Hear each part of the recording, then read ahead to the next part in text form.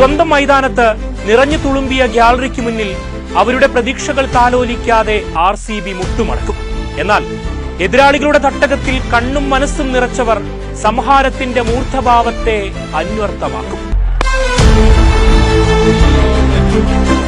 ചിന്നസ്വാമിയിൽ വീണാൽ ജയ്പൂരിൽ ജയിച്ചു കയറി തിരിച്ചുവരുന്ന കാഴ്ചകളിൽ സഞ്ജുവിനും സംഘത്തിനും സ്വപ്നങ്ങൾ അനുവദനീയമല്ല. പിങ്ക് വർണ്ണങ്ങൾ നിറച്ചാർത്ത് നൽകിയ ജയ്പൂരിൽ കഴിഞ്ഞ കാലത്തെ ദുഃഖസ്മരണകൾക്ക് വിട നൽകാൻ അവർക്ക് ഈ കടമ്പയും കടക്കണമായിരുന്നു.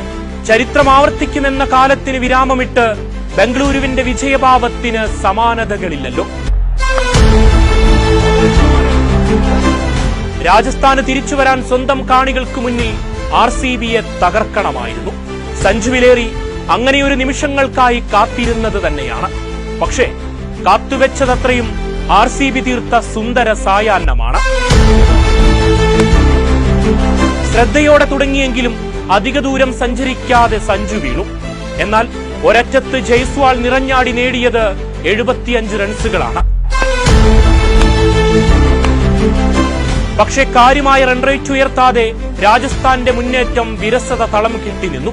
പരാഗിന്റെ 30ഉം ജുറേലിന്റെ 35ഉം ഭേദപ്പെട്ട സ്കോറിലേക്ക് നയിച്ചെങ്കിലും റണ്ണൊഴുകാതെ RCB അവരെ എറിഞ്ഞിട്ടു. 173 RCBക്ക് മുന്നിൽ വയ്ക്കുമ്പോൾ ആർച്ചറും തീക്ഷ്ണയും അടങ്ങുന്ന ബൌളിംഗ് നിരയ പ്രതീക്ഷ കാക്കുമെന്ന് കരുതിയതാണ്.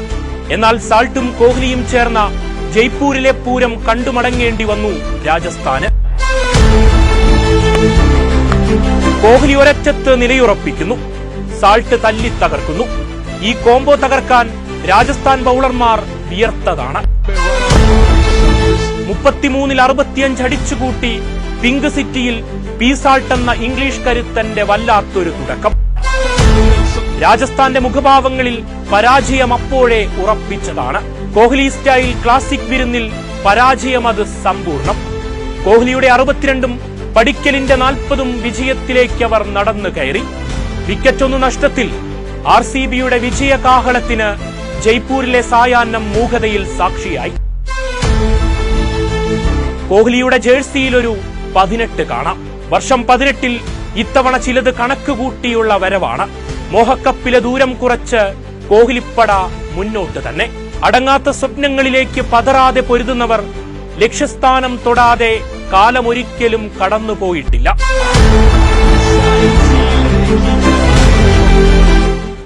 വയനാട് വിഷൻ വാർത്തകളും വിശേഷങ്ങളും അറിയാൻ തത്സമയ ദൃശ്യങ്ങൾ കാണാൻ വയനാട് വിഷൻ ഫേസ്ബുക്ക് ഫോളോ ചെയ്യുക.